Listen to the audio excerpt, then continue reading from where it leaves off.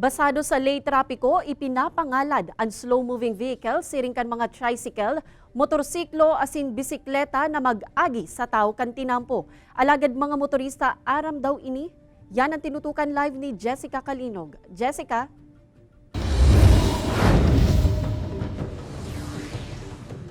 Kate, pamilyar man subuot ang mga motorista asin driver kan mga slow-moving vehicles kung sa inaparte kan tinampoan sa indang linya. Alaga day naiibitaran na may mga panahon na kaipuhan daan indang magtahaw, tanganing makaabante nin pakaray.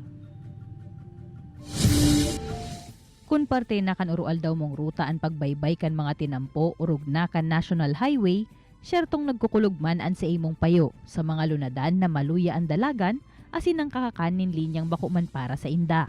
Ay po, ang mga tricycle, kasi dawa dyan na irikot lang kung saan. Kung nagmamadali po ba kami, nagbibiyahe kami, ngarog kami, rush hour po baga, nangagaw sindang linya, yung malam po ito ang nakakaabala sindang maray. Kaya pangapodan ni Darico asin Arvin sa mga tricycle driver, magtinir na sa nakuta sa saindang linya, tanganing iwas abala. Susog sa Republic Act 4136 sa mga mahewas na tinampo arog kaini na igwanin 4 lanes, ang pinakagilid na linya iyo ang nakadesignar para sa mga slow-moving vehicles arog kan tricycle, motorsiklo asin bisikleta. Alagad ang nangyayari pati ang tahaw kan tinampo okupado naman kan mga ini na madalas nagiging kausa nin trapiko asin aksidente. Depensaman kan pirang mga tricycle driver, rider asin biker, pirmiman sindang nasa outermost lane nagaagi. Alagad may mga pagkakataon talaga na kinakaipuhan nintang magpasiring sa tahaw kan tinampo. Outer lane. Pero may kamong yung sa outer lane talaga, sir? Pirmi. Pag-arog lang kaya na may nakaharang, tsaka kami gigitna. Pero tama ba, sir? Madalas ang mga arog sa ito na slow-moving vehicles talagang nasa luwas din. Sa luwas po, outer lane po kami pirmi. Hindi naiiwasan na magtahaw man Hindi na iwasan kasi may mga pagkakataon na may nakaharang. Kaya natural lang dyan kami gigitna. Di po maiwasan kasi lalo kung nagmamadali, mga emergency, talagang mapipirigitan kita magamit kang mainways. Alam mo, nakaharang, siyempre mag-overtake ka. Di ba? Kasi nagmamadali.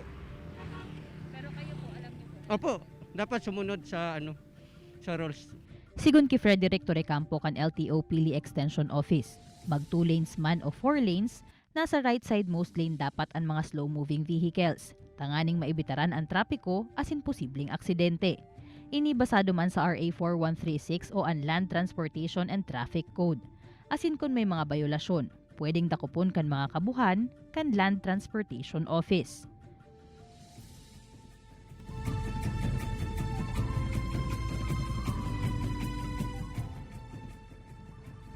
Alagad sigon kito Recampo, Kate, ngunya na nagre-recover pa kita hali sa restrictions na ipigdarakan pandemya, lalo na sa sektor kan transportasyon, nagiging maluwag pa ang LTO, asin pigpupurbaran na iagi na sa namo na sa pakiulay o sa warning ang mga bayolasyon kan mga slow-moving vehicles. Initanganing matauanin konsiderasyon itong mobility kan mga tao. Pero pag nag-abuso naman, tulos ng piga-aksyonan ini kan LTO. Dugang paman kan opisyal pag naging okay na ulit ang sitwasyon, striktong ipapautob na giraray kan opisina ang gabos na batas trapiko. Balik sa imo, Kate.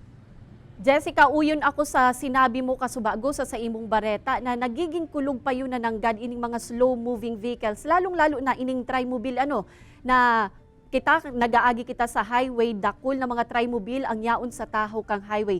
So anong yan ang penalidad sa mga slow-moving vehicles na ini? Kate, po pwedeng mahampang ini sa mga multa from 2,000 pesos to 12,000 pesos. Depende ini duman sa violation o gabat kan violasyon na sa indang makukumit. Asin po pwede man pag nauruotro pa o padagos pa sa indang mga violations sa RA 4136, po pwedeng mag-end up ini sa suspension kan sa indang mga rehistro asin kan sa indang lisensya o kaya makua o makumpiskar na dagos sa indang lisensya. Kate? Diyos mabalos, Jessica.